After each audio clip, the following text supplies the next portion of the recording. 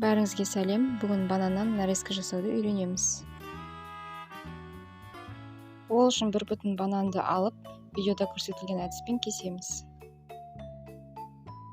Бұл бананнан дельфин жасау әдісі деп аталады. Дельфиннің аузын және көздерін кесеміз. Дельфиннің көзін қара бұрыштан немесе шырпының басынан жасасаңыз болады. Бананның ішкі бөлігін осылайша кесіп алып, дельфиннің арқасына орналастырамыз.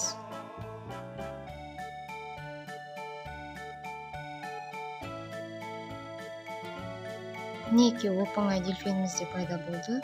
Қалған жемістерді өзіңіздің фантазияңыз бойынша оформление жасайсыз. Басқа да жемістердің нарезкілерін жасауды келесі видеоларда бөлісетін боламын. Жемістеріміздің бетіне әдемілік үшін ерімейтін сахарный пудра себеміз. Достар, тіркелуді ұмытпайық. Ас болсын!